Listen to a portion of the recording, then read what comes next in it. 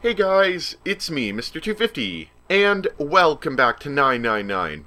We're back here at the title screen, ready to start our next playthrough of this terrible, crazy game, and we're gonna go on our next playthrough. I'm at the start with memories tab or whatever on the title screen right now, because if I don't, it keeps cycling through the intro video, and I know the route we're gonna take next. I've been told by on YouTube, I've got it open right now. Raymond Throne, thank you for your help, by the way, with all this stuff. Also, I have a friend who's been wanting to know, do you actually come up with all this information you've been putting in? Do you come up with this information yourself, or are you pulling this from somewhere? Because if you are, they were kind of curious where you were. Just a little side thing. But we are going to start with door 5, which is to not go with June, and then door 8, which is one of the doors that we didn't pick on our first playthrough, and we'll continue from there. Another thing to say, this is my second playthrough of the game, as you can see by the little picture of the submarine on the top right. Top right of the top screen, apologies. If you haven't seen the game from the beginning, this will likely contain spoilers at some point along the way, so be warned about that. It only contains spoilers for my first playthrough, mind you, but it could contain spoilers, is what I'm saying. Because I've already played through it, and it's likely I'll talk about it at some point. I think that's about all I had to say, so let's begin. I will be cutting to, like, if there's something we've already seen, like, verbatim, I will cut it out, but if we haven't seen something, then I'll put it back in. So, like, I think this initial bit right here, normally I'll cut this out, and for most playthroughs, it won't be here. And, I might cut in if I find, like, an interesting bit of dialogue, which I wanted to say, if anyone knows this game, and they know where funny dialogue is, let me know, and I can put it in, on subsequent playthroughs and stuff. But, other than that, I think I'm going to start, so I will see you guys in a bit. Okay, so apparently here there's actually a number of extremely hilarious dialogue options for this ladder, so we're going to cycle through them really quick. I can't see the bottom of the ladder. Oh man, the water's already up to the bottom of the bed. I've got to hurry this up. This is the ladder that goes up to the top bunk. So, ladder, we meet again. Once again, I gaze upon this stately ladder. Ladder? I don't even know. Most original joke ever. Junpei is a funny guy. As I gaze into the ladder gazes into me. Hey, so did you hear what that shopkeeper said after his ladder got stolen? No, what'd he say? Further steps will be taken. And that's why I have no friends. The ladder watches me. I sense that it finds me wanting. So, this friend of mine fell all the way down a 15-foot ladder. Wow, that's pretty bad. How's he doing? Oh, he's alright, but he's feeling pretty wrung out by the whole experience. I should be writing these down. They're comedy gold. Let's keep going. I think the ladder's following me. Trying to keep up with all the latest styles has me all wrung out. Well, if it's a choice between being a step for someone else and being a real social climber, I'll take the ladder. What do you call a secondary ladder covered in people? A full B ladder. Okay, I need to stop doing these before I hurt myself. Besides, this is no time to be making jokes. I need to get out of here now. A ladder. It appears to have something to do with the bed. And I think... Okay, yeah, so this is where we run out of ladder jokes. I wonder if the other one makes any jokes. I didn't really check. Yep. Worst case scenario, I can just climb up there. Let's see if there's any more. Ladder goes up to the top bunk. Ladder goes up to the top bunk. Okay, so that's it. But if anyone else knows of any, hilarious dialogue in the game like that, let me know. And there's a decent chance that I could include it if you let me know before I get to the section. And since these puzzles can be done quickly, like, I already know what the codes are to these things, so I don't have to do the codes. All I have to do is find the keys and get out of here. It'll be a lot easier for me. So, You know, it's not so hard to redo sections, so just let me know if you have any interesting dialogue. Anyway, be back later. This skipping text feature is absolutely amazing. This would be... Even though I'm enjoying the game, this would be horrendously long to replay if I couldn't skip text like this. Okay, so we're back. This is a new decision. I don't think this is a very important decision, but nonetheless it is a decision that we can make a new decision on. So we are just gonna, we'll say, and remember this is what pair are going through the door. Or are gonna scan open the door to open it. So let's say instead of Santa and June, let's go with Ace and Lotus. Ace and Lotus, think you can give me a hand here? The pun was a little too on the nose, but the mood was still a little grim. Both say Ace and Lotus lifted their left hand silently. And I think other than that little bit of yeah, I think other than that little bit of, like, you saw the pictures of the people's hands, I think that's it. So we'll keep going. Okay, here's another bit of dialogue that's different. So if you remember, they just asked Junpei, well, what did Zero say? And of course, it's the first time we got the right answer, so we're going to say more than 6 people can go through. It was something about how more than 6 people could pass through. No. Wait, that was wrong. Good job, Junpei. You're not very attentive, are you? It was on the tip of Junpei's tongue when Lotus beat him to the punch. All those who enter must leave, and all those who enter must contribute. That's what the letter said. So, another little unimportant bit of dialogue, but a bit of dialogue nonetheless. Let's keep going. Okay, a third bit of dialogue here. They're asking, what would the digital root of the people who are going through the number 4 door be? Which would be June, Junpei, Santa, and Lotus. We guessed correctly last time. We're going to go with 2. 2. It would be 2. That meant there was no way they could pass through door 4. Wait. No, that wasn't right either. Good job, Junpei. You're really bad at math. No, something didn't seem right. Junpei ran the numbers again. Equals 4. Good job, Junpei. He repeated what he determined. So another bit of dialogue that doesn't matter. Be right back. Okay, guys, welcome back. So we're now at the point where we can make the decision on if we wanted to go through door 4 or door 5.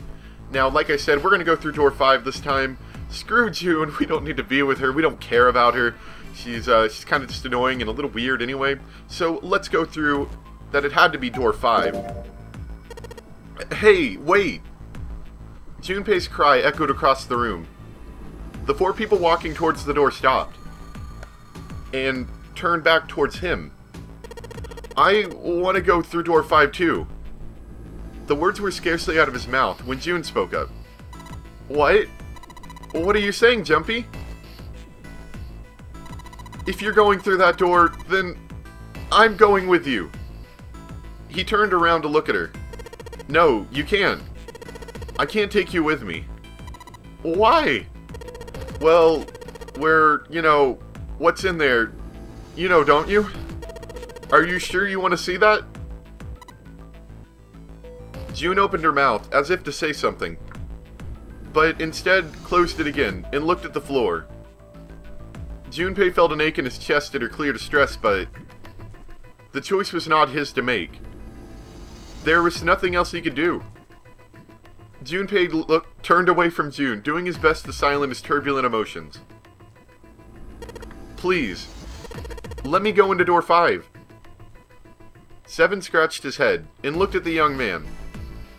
Man, now we're right back to where we started, you know that?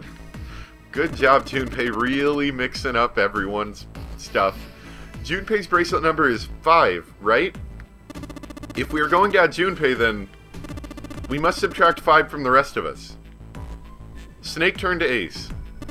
Ace, please take good care of Clover. Uh-oh. Somebody's gonna be a little upset about that, though we kinda had sad Clover last time anyway, so whatever. Oh, alright. That's fine. 1 plus 4 equals 5.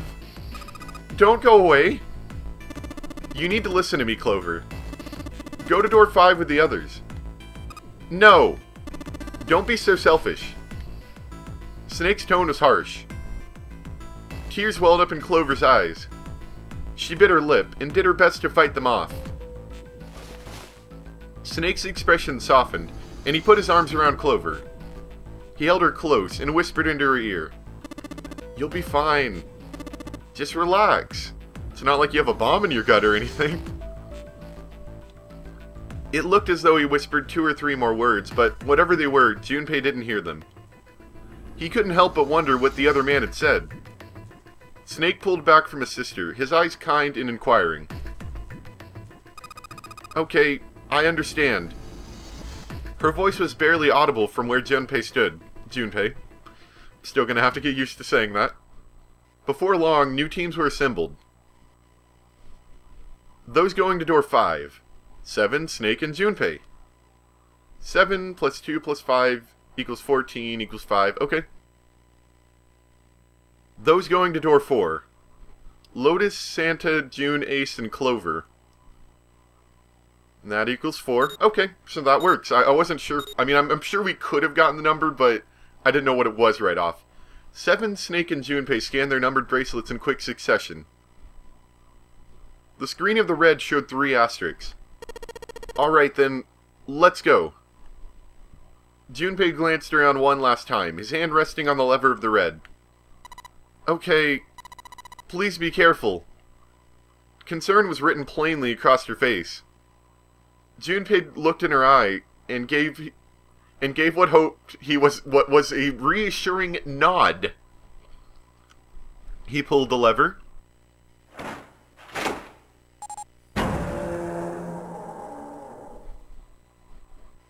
With the sharp clack of the lock releasing, the door swung open.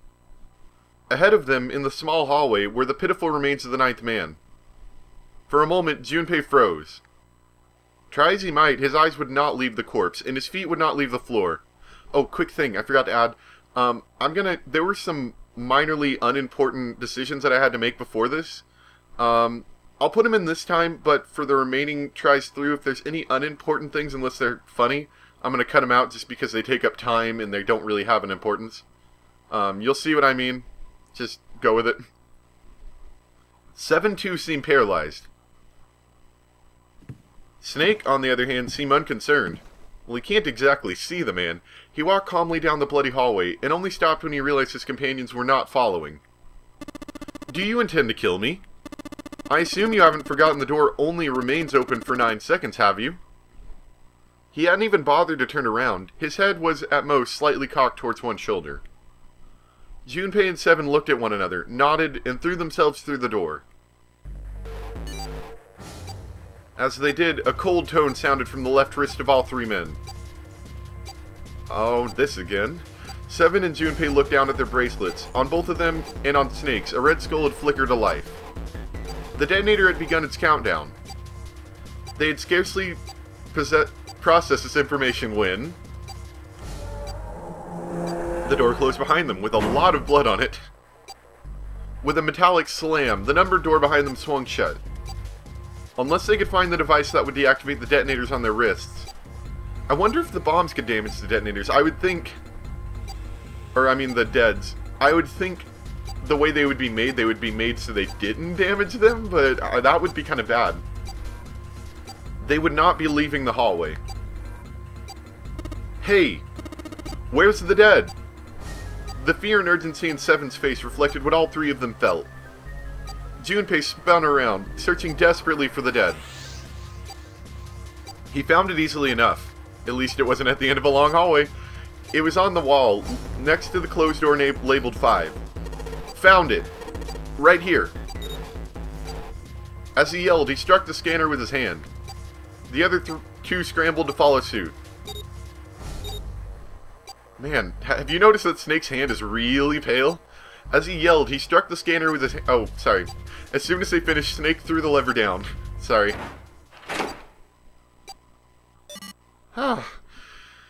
Even after a couple times of that still is a little nerve-wracking. Whew. Well, it looks like it stopped. As he spoke, Junpei wiped the sweat from his forehead with a trembling hand. This dang thing's gonna give me a heart attack. A muscle stood out in 7's neck, and the corners of his mouth were twitching. Jumpy, are you alright? Are you guys okay?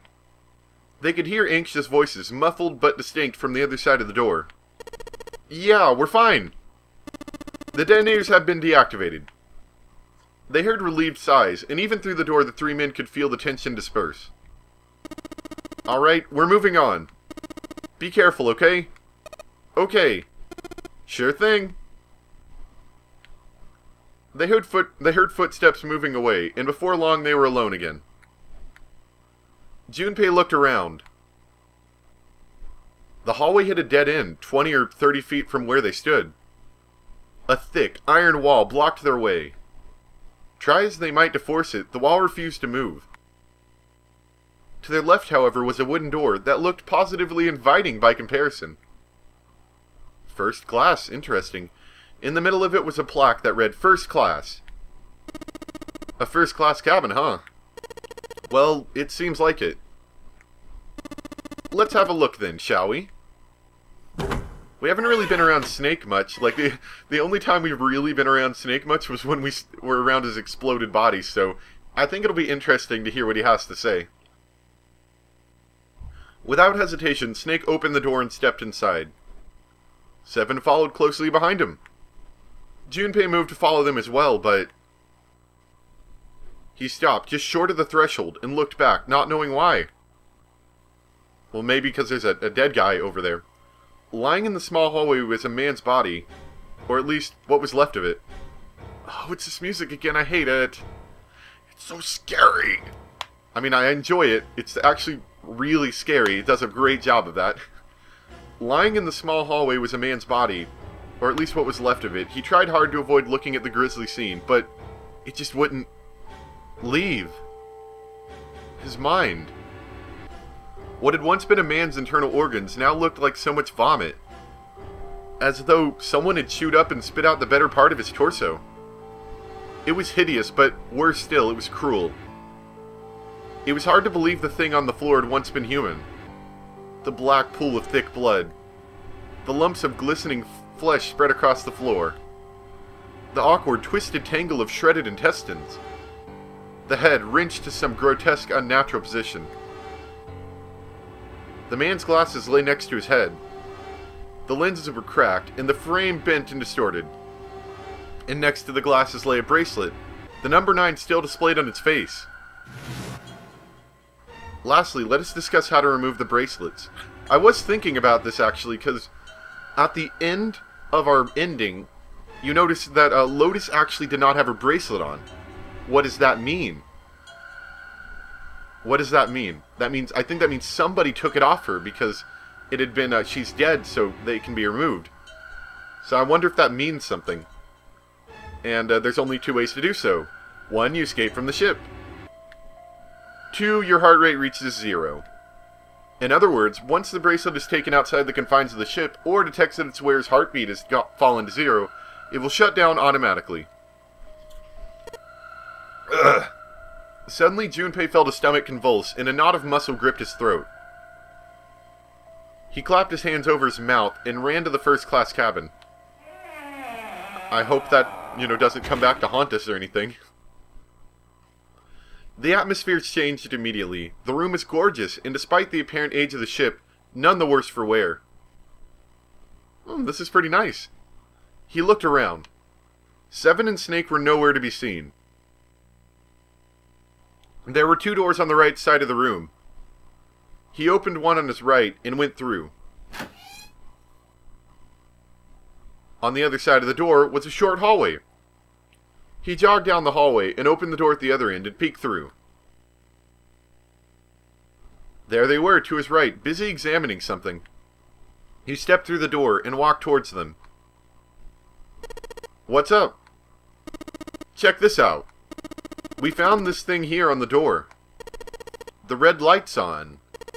Does that mean it's locked? So I would assume. Is there any other way out? We looked around a little. Other than this door, we didn't find anything. So you're telling me that unless we can open this door... Yes, we won't be going anywhere. Junpei stepped away from the door and looked around the room. The room they were in looked like a bedroom. He figured the room he'd originally entered was the living room, or whatever passed for one on a ship. You know, I was just thinking, another idea. What if the reason Snake disappeared was because he found something in Braille, and no one else noticed because it just looked like bumps to them? But he found something in Braille, got a message, and found something out that no one else knew. I was just thinking about that. That could actually be kind of useful to us now that we're with Snake. Alright, let's find a way to open this door. Come on, guys. And we're going to have to find a way out, I'm assuming. There are a lot of places in here. Oh, I mean, seek a way out. I apologize. Seek a way out. Alright, overhead view. It looks like we've got 2 rooms connected by a bathroom, maybe?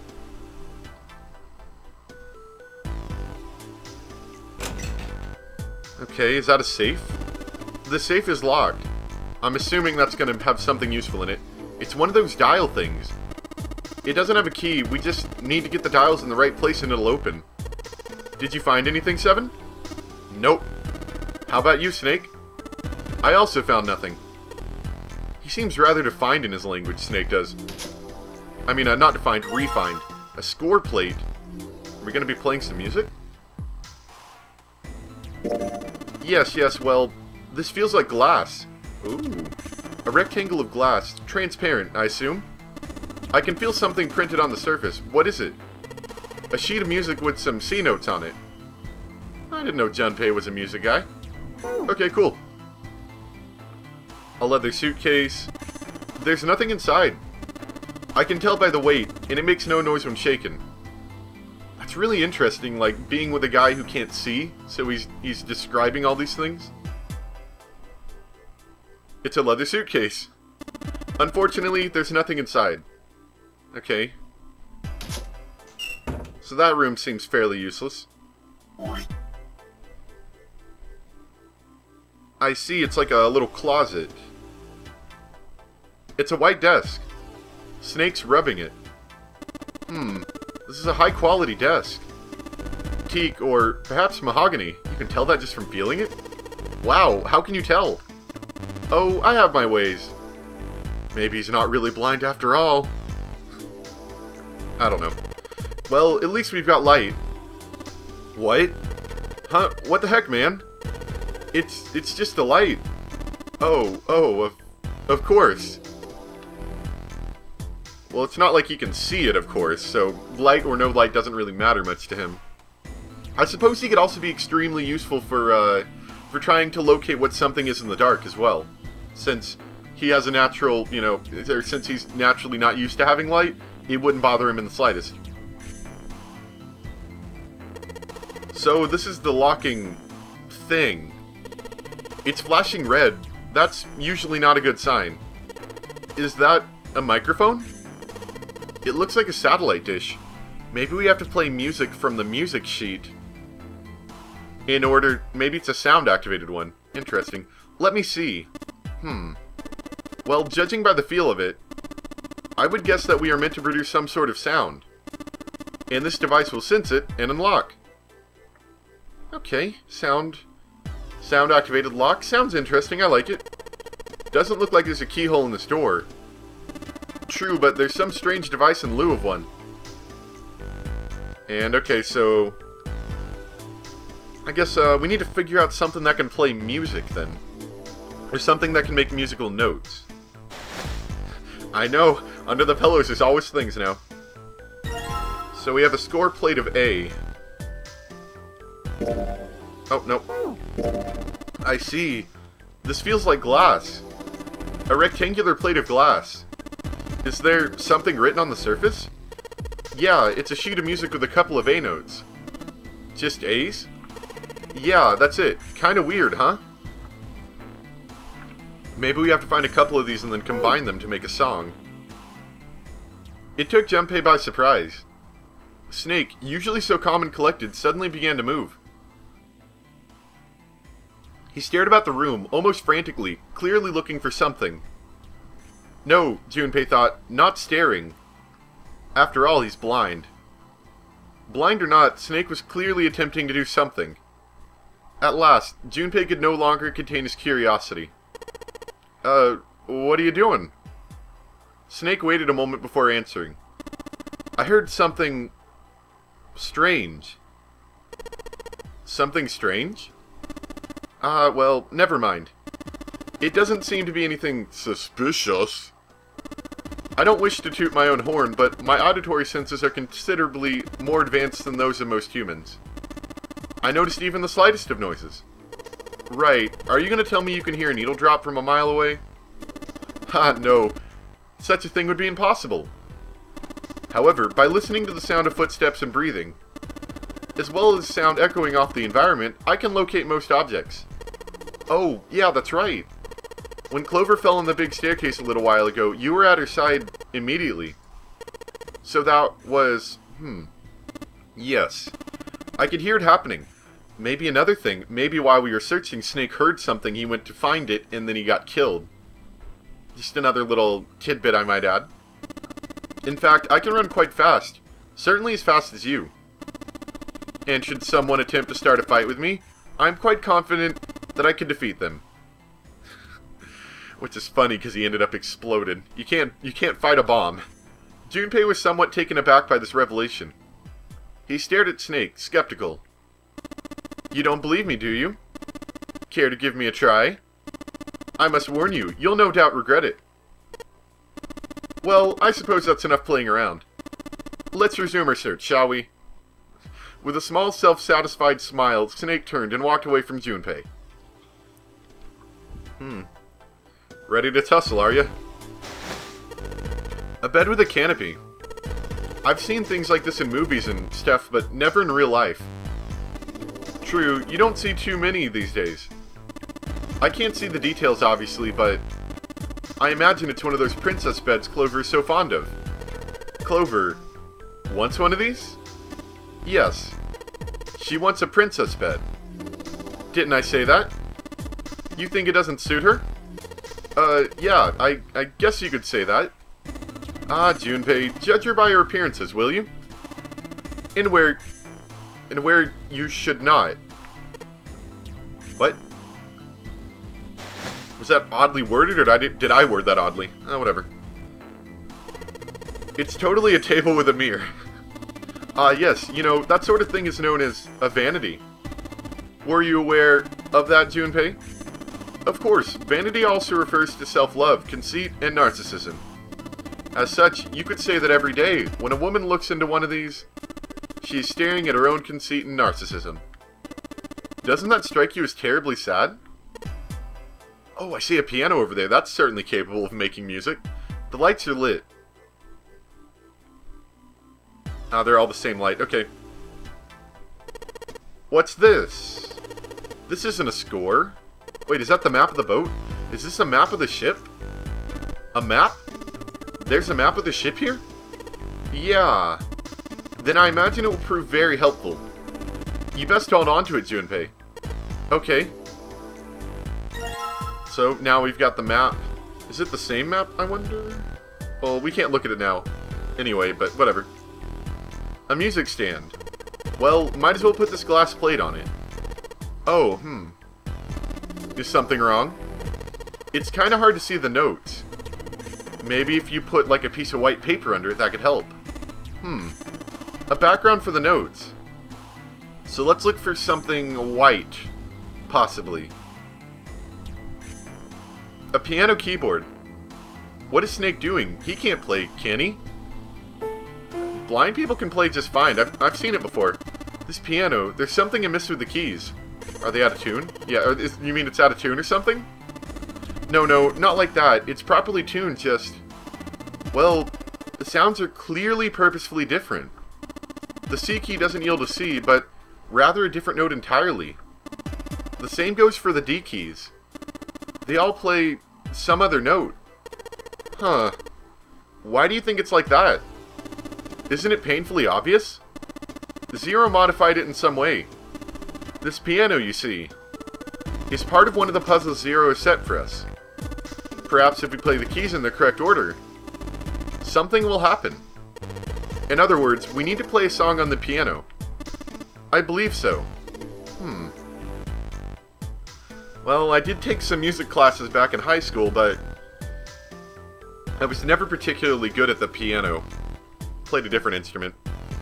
Okay, well let's keep searching some of the other rooms then, shall we? It's a light switch. Nothing happens when I press it. Okay, so this is the bathroom, okay. The lights, huh? Nope, doesn't look like there's anything hidden there. Well, the sink's clean. Any water? Nothing's coming out. We've got the faucet on all the way, but I can't hear anything. That's a mirror? And there we are in a mirror. What a pair. A college kid and a terrifying giant of a man in a beanie. Stuck in a cramped bathroom. With this beast of a man. What would my parents say? Something wrong, Junpei? You looked really sad all of a sudden. No, nothing. Hey look, it's a mushroom! Testing, testing. Hey, it's great to see you all here. I just flew in from New York, and boy are my arms tired. Yes, thank you. I'll be here all week. Try the veal. That's not a Mike 7. It's just a shower head. What? What the heck? Are people just stupid about showers? I don't know. Or maybe he's just having some fun. I don't know. This faucet must be for putting water in the bathtub. The bathtub is full of water. Is there ash or something in this water? It looks kind of gray. Let's just pull the plug. No, hold on. Maybe we can, I don't know, use it for something? Use it for something? That's what I was thinking. Let's not immediately get rid of the only source of water we have in this place. Like, you could seriously just screw yourself over in a puzzle if you got rid of all the water. Okay, so they're the same light switch. Okay, so now we're in the other room. It's like a living room-like area. I get it. You're gonna use this vase, right? That's pretty clever, Junpei. We just gotta fill this thing with water. What? What are you talking about? Oh man, you don't get it? Just grab that vase and take a look around. You'll figure it out soon enough. Are we putting out the fire, maybe? Okay. Looks like a vase. Congratulations. Maybe you could use that. I never really thought about that. Oh, and this must be the other closet. Let's look in here as well. It looks like there's something inside. I'm gonna grab it. So we've got a score plate G here. It's a rectangular piece of glass. You can see right through it. It has a couple of G notes written on it. Huh. I wonder what that means. Okay, question. What if we... Because they're all see-through and they're all clear. What if we get a background for it, like a white piece of paper, and then we stack these on each other and line them all up, and theoretically, that could make a song. Just an idea. I don't know. I'm not an expert here or anything. This is a suitcase made of leather, the color of rich mahogany. Well, shoot. Looks like there's nothing in it. It's a leather suitcase. Dang, nothing in there. Alright, so we checked out the rooms. Ah, okay, toilet. There's some toilet paper on the wall there. Nothing that looks suspicious. It's a toilet. Doesn't seem to be anything in the toilet or the tank. It's a toilet. Nothing going on strange here. Okay. So that's no purpose other than stating that there is a toilet in here and that it's realistic. So let's grab some water with the vase. The bathtub's full of gross, cloudy water. Yeah. If we fill the vase up, then we can toss it. Huh? Not really sure what he's saying. Whatever. Let's just get this vase full of water. Vase filled with water. Upside down vase filled with water. Ah! Okay, cool. So I'm sure that water... I'm thinking maybe we could use it on the fire. But we're going to come back next time because I think we're about out of time now. I'm not 100% sure, but this would be a good time to stop regardless. So I hope you guys enjoyed. Not as exciting of an episode as the last one, I gotta say.